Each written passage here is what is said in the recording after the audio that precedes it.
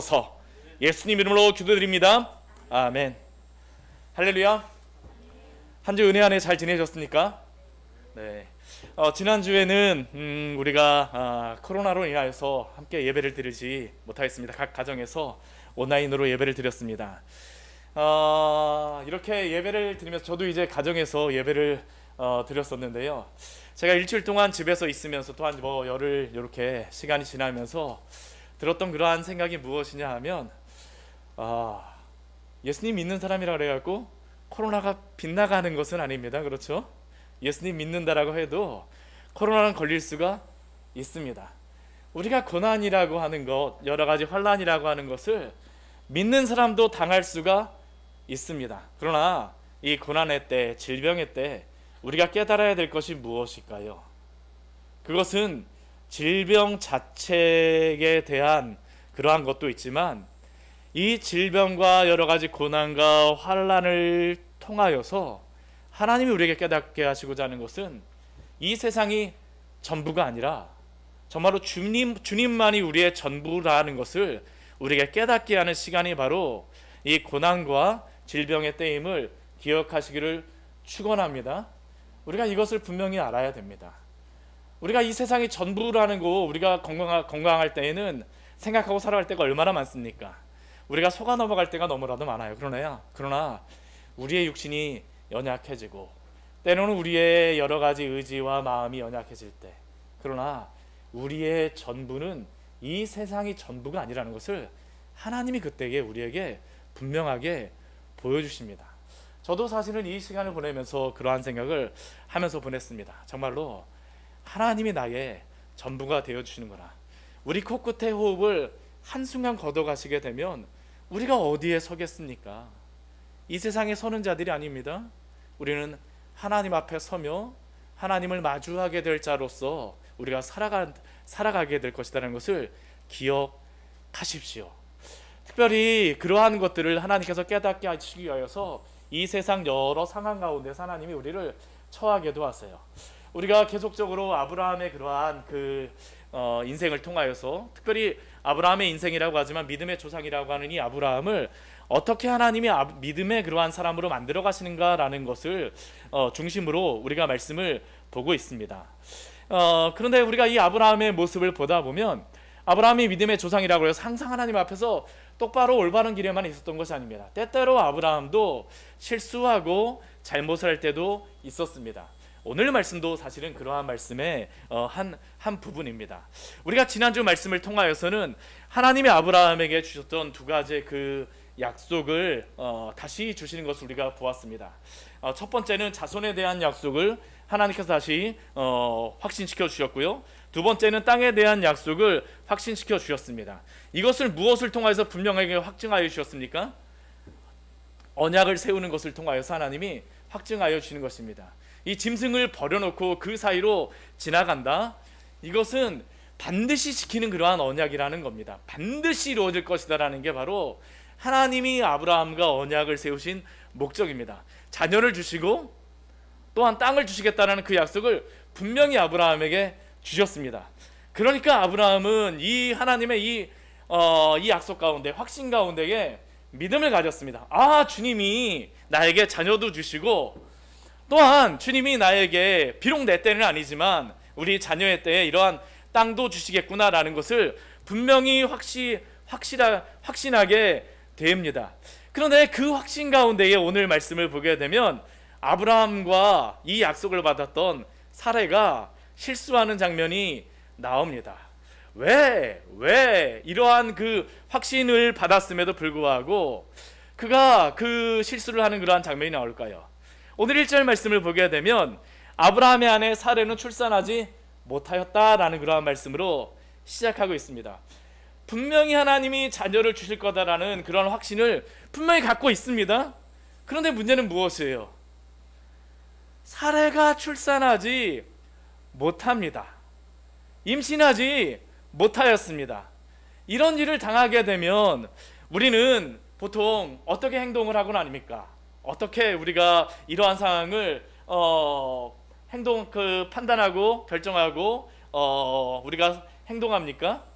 보통 우리가 하나님의 약속을 받았다라고 하게 되면 하나님 분명히 약속을 주셨으니까 이것은 분명히 이루어질 거야. 그런데 이 약속이 잘 이루어지지 않는 것처럼 보일 때에는 우리의 방법과 우리의 여러 가지 수단을 따라서 성취하고자 하는 그러한 유혹이 우리의 마음속에 들죠.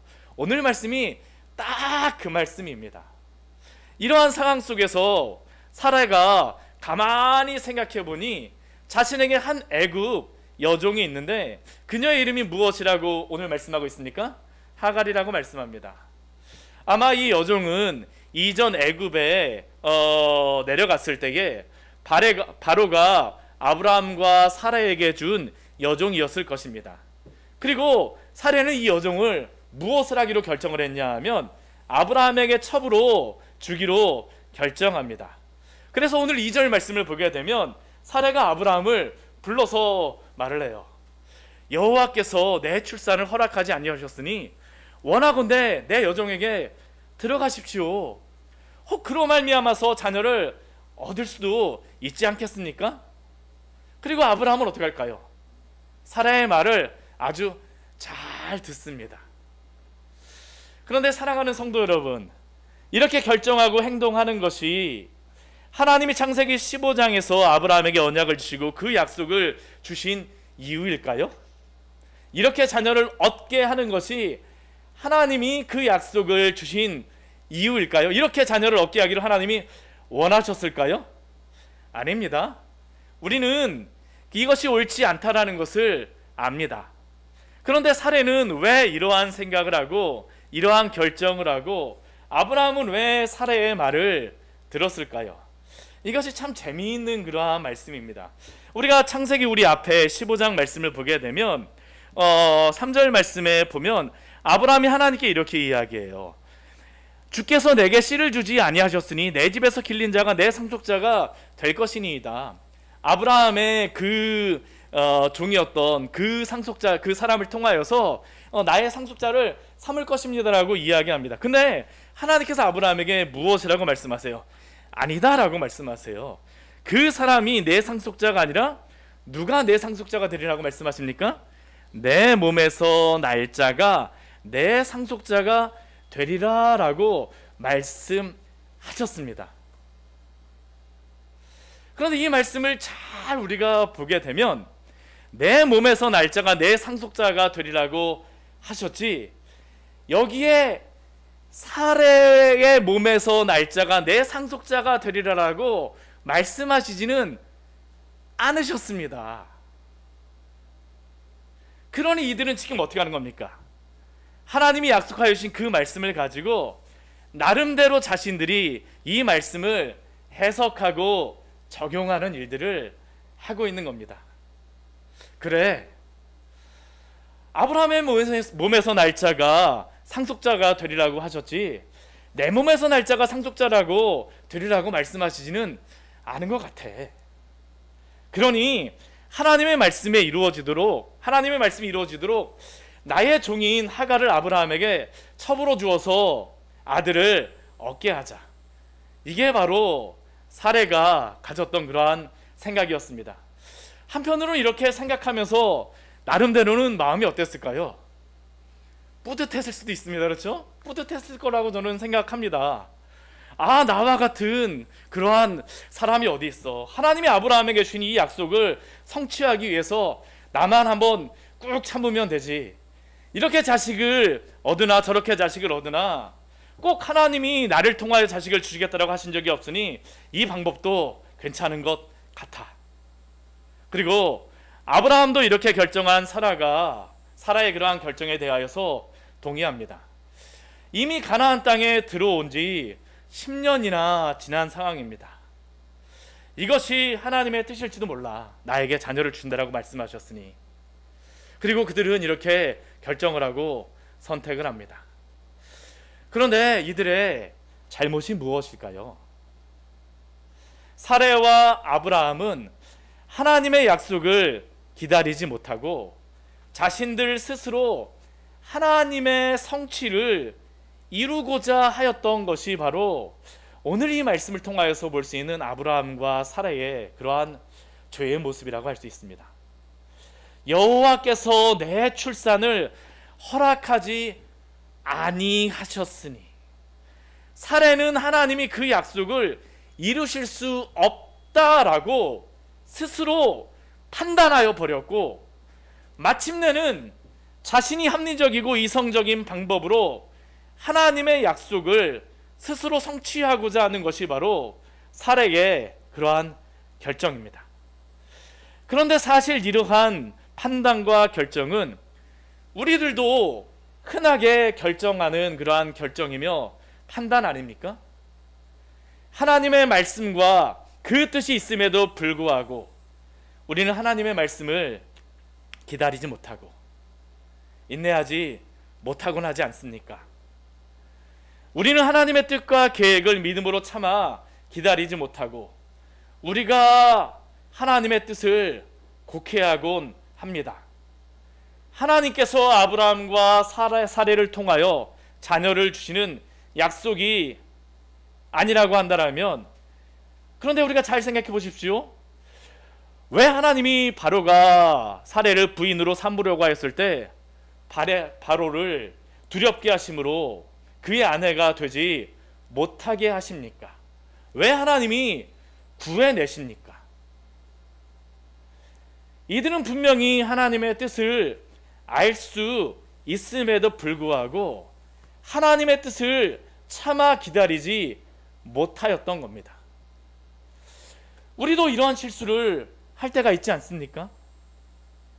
이것은 옳지 않다라고 생각함에도 불구하고 때로는 섣부르게 결정하고 판단하여서 후회하고 이를 그르치며 하나님의 영광을 막을 때가 있지 않습니까? 그래서 우리는 날마다 주님께 기도해야 됩니다. 주여, 이러한 결정을 할 때에 지혜롭게 판단할 수 있는 지혜를 허락하여 주시옵소서. 주의 길로 인도하여 주시옵소서. 성도들의 선택의 순간마다, 우리가 선택하는 그러한 모든 순간마다 주께 기도하며 지혜를 간구하시기를 축원합니다. 야고보서 1장 15절 말씀에서 주님께서 우리에게 분명히 이렇게 말씀하십니다. 너희 중에 누구든지 지혜가 부족하거든 모든 사람에게 후히 주시고 꾸짖지 아니하시는 하나님께 구하라. 그리하면 주시리라. 우리가 하나님 앞에 지혜를 구해야 됩니다. 선택의 순간마다 하나님께 지혜를 구하십시오. 아브라함과 사례가 그리고 이러한 결정을 함으로 말미암아 일어나게 되는 그 이후의 사건들이 무엇입니까? 먼저 아브라함과 사례의 가정에 불화가 발생하게 되어집니다. 우리가 이후에 일어나는 그러한 말씀을 보게 되면 불화가 발생하게 되죠. 4절 말씀을 보면 아브라함이 하갈과 동침하여서 하갈이 자신이 임신하였다는 것을 알게 되자 갑자기 하갈이 종의 자리에서 어떻게 합니까? 태세 전환하는 겁니다. 그렇죠? 갑자기 태세 전환하는 겁니다. 우리가 연속국이라든가 사극 같은 데 보게 되면 이러한 내용들을 종종 나오지 않습니까? 그렇죠? 그리고 이 하갈이 여주인인 사례를 멸시하기 시작하였습니다. 그런데 여기서 우리가 한 가지 생각해야 될 것은 이 시대 같은 경우에는 종을 통하여서 자식을 얻게 되면 원칙적으로 그 자녀는 누구의 자녀가 되냐 하면 종의 자녀가 되는 것이 아니라 주인의 자녀가 됩니다. 그 예로서 우리가 알 수 있는 그러한 그 상황이 무엇이 있을까요? 그 말씀이 무엇이 있을까요? 야곱이 레아와 라헬을 아내로 얻었을 때 라헬이 자녀가 없어요. 그렇죠? 그때 라헬이 자신의 자녀가 없으니까 어떻게 합니까? 자신의 종이었던 비라를 야곱에게 주어서 자식을 낳게 합니다. 그리고 그렇게 얻은 자식을 바로 자신의 자식이라고 말을 하게 되죠. 그런데 하갈은 오늘 말씀 보게 되면 어떻게 합니까? 주제넘게도 자신이 임신하자 여주인인 사례를 멸시하는 겁니다. 여기서 멸시하다라는 그러한 단어가 어떠한 단어냐 하면 하찮게, 눈에 하찮게 보다라는 게 바로 이 멸시하다라는 그러한 단어입니다. 하갈이 자신이 아이를 임신하게 되자 이제는 자신의 여주인이 어떻게 보이는 겁니까? 하찮게 보이는 것이에요. 아, 이제 내가 내 주인인 아브라함의 그러한 아들을 자녀를 낳게 됐으니까 저 나이 많은 저 사례가 이제는 아무것도 아닌 것처럼 보이는 것이죠.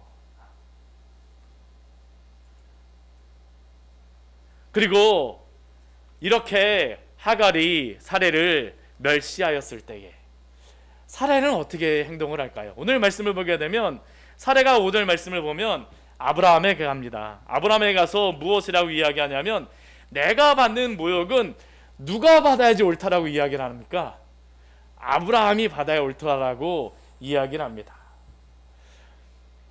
또한 그녀는 이렇게 말하면서 당신과 나 사이에 여호와께서 판단하시기를 원하노라고 아주 당당하게 말을 하고 있습니다.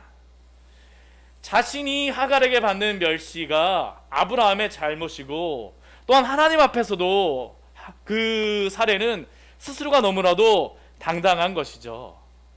왜 이 사례가 이렇게 당당할 수가 있을까요? 어떻게 이렇게 그녀가 당당할 수 있을까요? 그것은 그녀가 내가 이렇게 희생해갖고 자녀를 낳을 수 있도록 하였는데 아니 왜 이러한 일이 발생하냐라는 게 바로 사례가 갖고 있는 그러한 생각인 것입니다. 내가 모욕을 당하는 것이 아니라 바로 당신이 당해야 될 모욕이라고 사례는 당당하게 이야기하는 것이죠. 그런데 이것이 사탄이 성도들의 모임인 교회를 무너뜨릴 때에 자주 사용하는 방법이라는 것을 우리는 기억해야 합니다. 멀리 갈 것도 없이 한번 우리 스스로에게 한번 생각을 한번 해보십시오. 우리가 누군가에게 원망이 생기고 혹은 불평하는 마음이 생길 때 곰곰이 생각해보면 우리의 마음속에 어떠한 생각이 듭니까? 내가 이 정도까지 했는데 하는 나의 그러한 어떠한 마음의 생각, 자랑이 우리의 마음속에 도사리고 있지 않습니까? 내가 이 정도까지 했는데 라고 생각하면서 내가 한 것을 누군가 알아주지 않게 되면 한편에서는 어떠한 마음이 듭니까? 서운한 마음도 들고, 반대로 내가 무엇인가를 열심히 하고 있는데 다른 사람이 그 일을 잘 하지 않는 것을 보게 되면 우리의 마음속에 때때로 불평하는 마음도 들고 판단하는 일들이 일어나지 않습니까? 그런데 그러한 때에 우리의 마음은 결코 성령의 인도함을 받고 있지 않다는 것을 우리는 기억해야 합니다.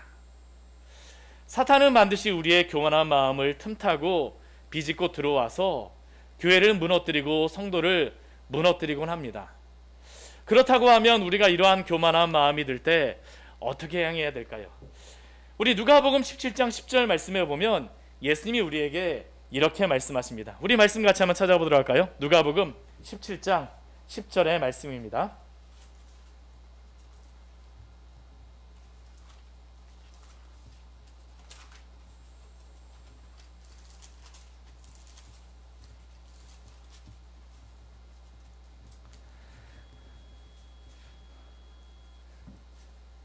같이 읽겠습니다. 이와 같이 너희도 명령받은 것을 다 행한 후에 이르기를 우리는 무익한 종이라 우리가 하여야 할 일을 한 것뿐이니라 할지니라. 아멘. 하나님 앞에서 우리는 날마다 무익한 종과 같이 겸손하게 있어야 됨을 우리는 기억해야 합니다. 정말로 겸손한 마음이 우리 안에 있어야 되죠. 그리고 이러한 말을 듣자 아브라함은 사레에게 하갈을 마음대로 하라고 이야기합니다. 참, 이 집안에 지금 일어나는 그 상황이 보이시죠?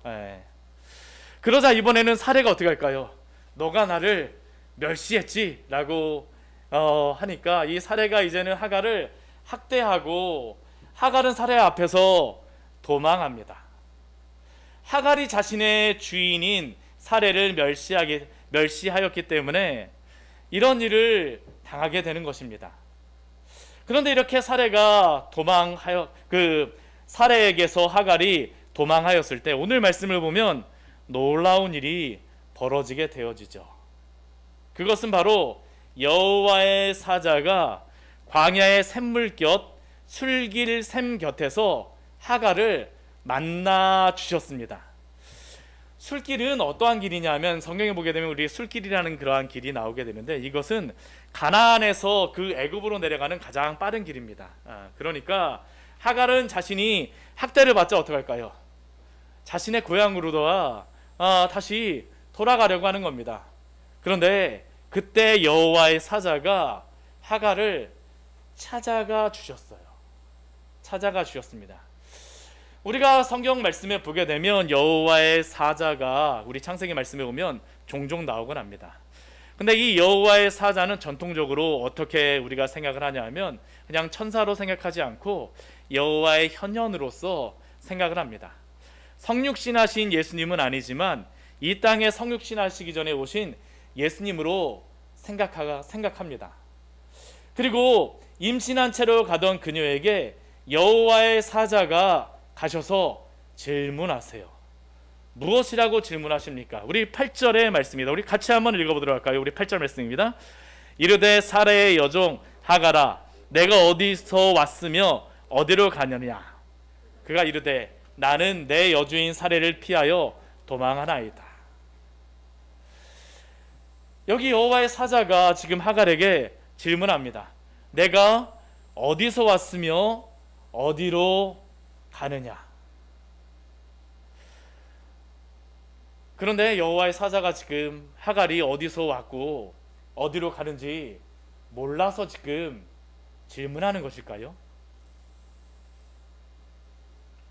분명히 그는 하갈이 어디서 와서 어디로 가고자 하는지 분명히 알고 있습니다.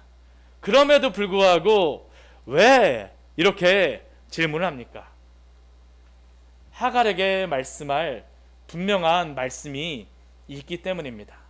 무엇이라고 하갈에게 말씀하십니까? 명령하십니까? 내 여주인에게로 돌아가서 그 수하에 복종하라고 말씀하세요. 명령하십니다. 왜냐하면 사라의 여종으로 있는 그 자리가 그녀의 자리였기 때문입니다. 그런데 이 대답을, 이러한 말씀을 하갈이 들었을 때에 하갈에게는 이 말씀이 어떻게 들렸을까요? 굉장히 큰 부담이자 굉장히 어렵게 하는 그러한 말씀으로 분명히 들렸을 것입니다. 왜냐하면 다시 사라에게로 돌아가게 되면 어떠한 일이 벌어질까요? 또다시 학대를 받을 것이 뻔하기 때문입니다. 그러나 그녀가 먼저 아브라함과 사례를 멸시하였기에 그러한 대우를 받는 것입니다. 우리도 때로는 우리가 원하는 자리, 우리가 기뻐하는 자리, 우리가 평안한 자리만을 찾아다닐 때가 있습니다. 때로는 그러한 자리가 하나님이 분명히 원하지 않는 자리임에도 불구하고 나의 가치관과 다르다라고 하는 이유로 그 자리를 벗어나고자 할 때도 있습니다. 혹은 우리가 가고자 하는 자리가 분명히 죄악된 자리임에도 불구하고 죄가 주는 그 유혹이 너무나도 달콤하고 또 맛있어서 그 자리를 벗어나지 못할 때가 있습니다.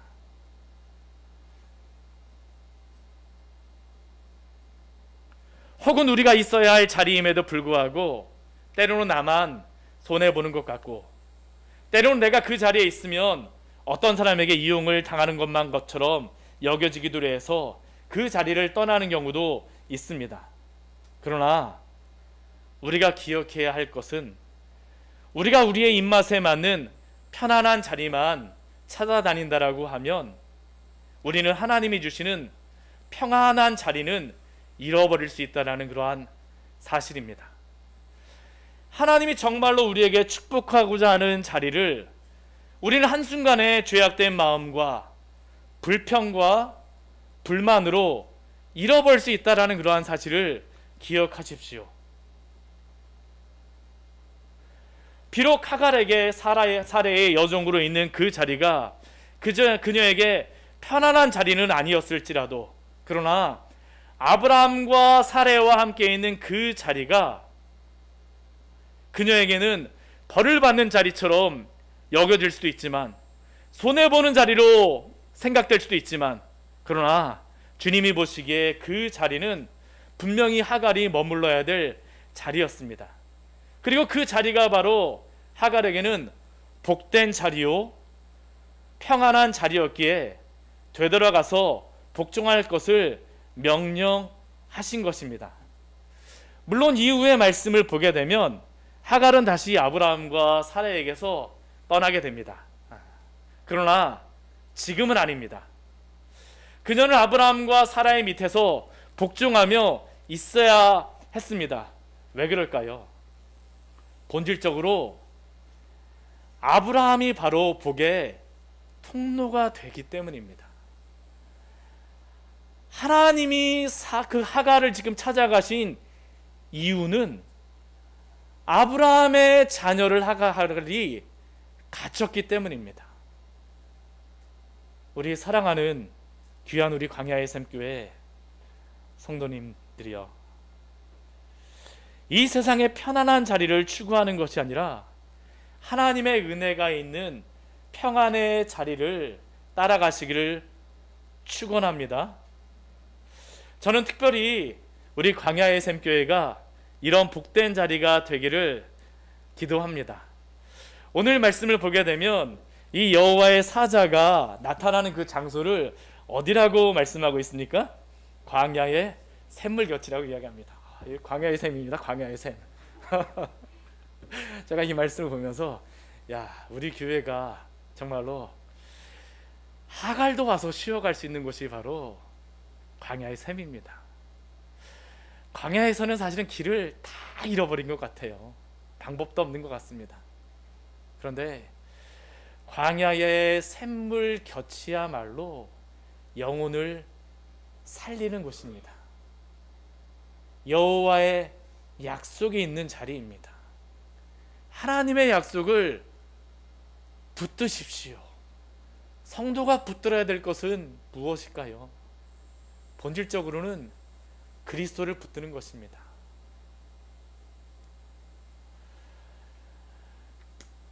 우리가 하갈과 같이 목이 말라서 야곱의 우물에서 물을 길러갔던 한 여인을 우리는 요한복음 말씀에서 볼 수 있습니다. 그 여인이 어떠한 여인이었습니까?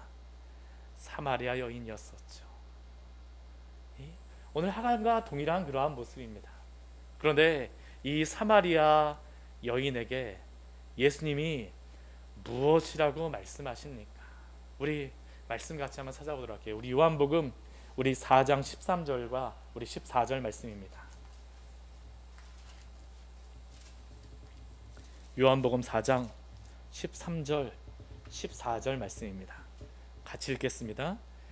예수께서 대답하여 이르시되 이 물을 마시는 자마다 다시 목마르려니와 내가 주는 물을 마시는 자는 영원히 목마르지 아니하리니 내가 주는 물은 그 속에서 영생하도록 솟아나는 샘물이 되리라. 오직 우리 주님만이 참된 생수가 되어주심을 기억하십시오. 교회에서는 다른 물을 주는 곳이 아닙니다. 세상의 많은 축복을 받을 수 있다라고 이야기하는 곳이 아닙니다. 교회에서 정말로 우리가 마셔야 될 생수가 무엇입니까?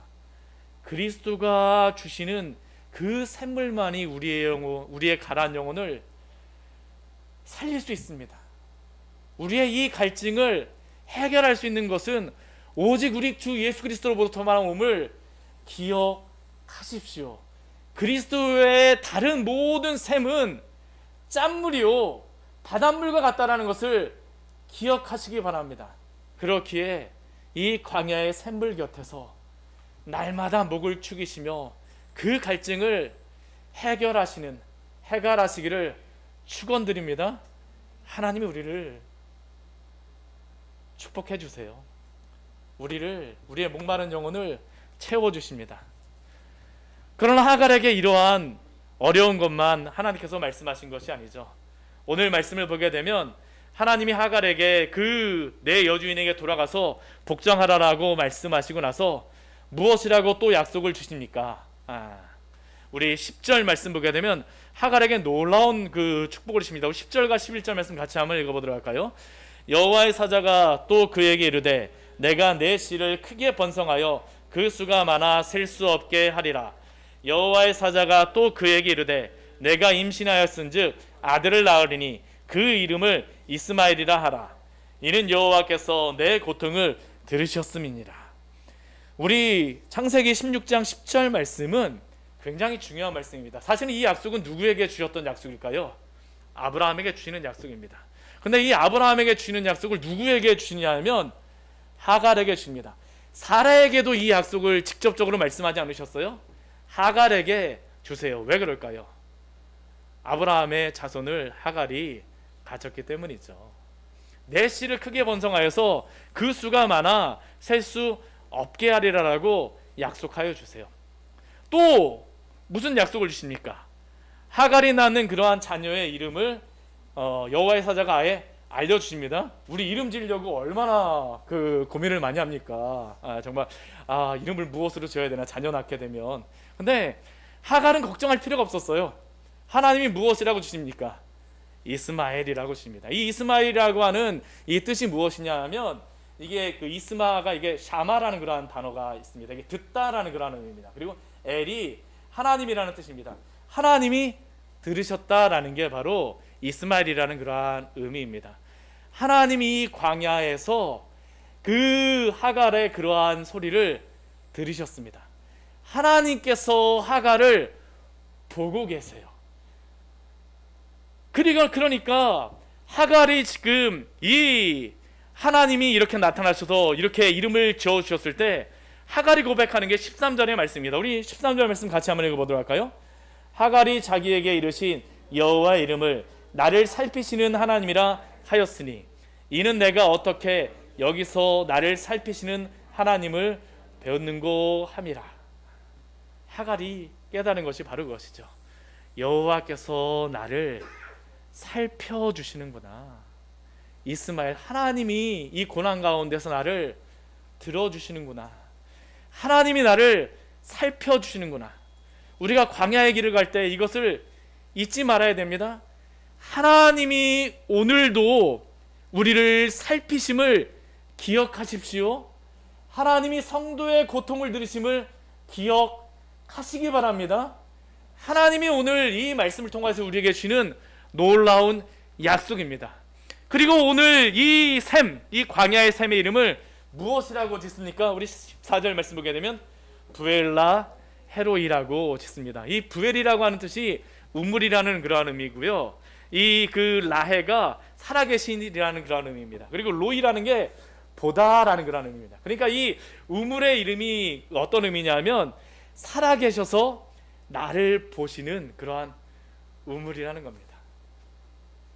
하나님이 보고 계시다라는 거예요. 살피시는 하나님, 살피시는 하나님. 오늘 말씀을 통하여 우리는 아브라함과 사라의 실수를 볼 수 있었습니다. 그렇죠. 그들은 하나님의 놀라운 언약과 약속을 15장에서 받았음에도 불구하고 그들의 인간적인 생각과 방법으로 그 언약을 성취하려고 하였기 때문에 이러한 잘못과 실수를 저지릅니다. 그러나 우리가 그럼에도 발견할 수 있는 오늘 말씀의 놀라운 그러한 말씀은 무엇입니까? 아브라함과 사레가 하나님의 언약을 오해하여 그들이 죄를 짓고 실수를 하였으나 그러나 하나님은 그러한 모든 것들까지도 합력하여 선을 이루시는 줄 믿으십시오. 비록 하갈과 이스마엘이 이스라엘 민족에게는 쓴뿌리로 남게 됩니다. 그들을 고통스럽게 한다 할지라도 하나님은 이 이스마엘의 그러한 자손까지도 사용하시는 것을 우리가 볼 수 있습니다. 그러한 예가 무엇일까요? 우리 창세기 37장 말씀에 보면 바로 나오는 그러한 한 가지의 사건이 있습니다. 그게 뭐냐면 37장 우리 25절 말씀 보게 되면 그 요셉의 형들, 야곱의 아들인 요셉의 형들이 요셉을 팔아버립니다. 애굽으로 팔아버립니다. 근데 그 팔 때에 이 상인, 그 요셉을 사가는 그 상인들이 누구냐 하면 바로 이 이스마엘 사람들입니다. 즉 야곱에게는 큰 할아버지 집안인 이스마엘 사람들이 요셉을 사서 그만 애굽에 넘겨버리게 됩니다. 그러나 하나님의 은혜가 무엇입니까? 비록 요셉이 그들의 친척인 이스마엘 사람들을 통하여 애굽에 팔아 넘겨지게 되었으나, 그러나 그 일을 통하여서 하나님은 요셉을 애굽의 총리로 만드십니다. 비록 이스마엘의 탄생이 이후에 이스라엘에게도 많은 영향을 주게 되지만, 그러나 하나님께서는 그 모든 일조차도 하나님의 선을 이루시기 위해서 사용한다라는 사실을 우리는 기억해야 합니다. 우리도 이런 믿음을 가져야 합니다. 비록 나의 실패조차도 때론 우리가 실수할 때도 있습니다. 실패할 때도 있습니다. 그러나 그 모든 것까지 하나님께 맡기십시오.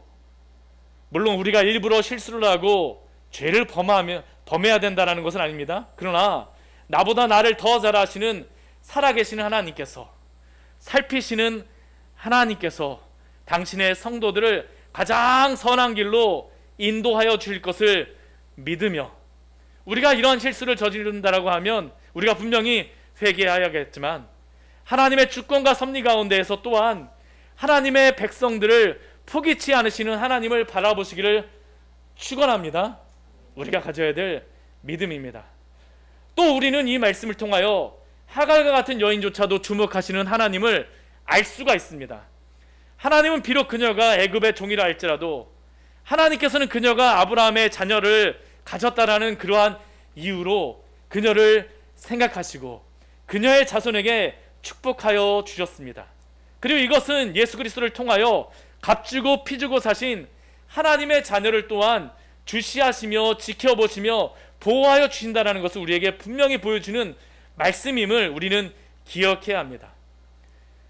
우리도 원래는 하갈과 같이 이방에 속한 자들 아니었습니까? 그러나 아브라함의 자손으로 오신 예수 그리스도를 통하여 우리를 구원하시고 이제는 당신의 자녀로 삼아주셔서 하나님께서 오늘도 우리를 살피심을 기억하시기를 축원합니다. 이스마엘, 하나님이 들어주십니다. 고난 가운데 들어주세요.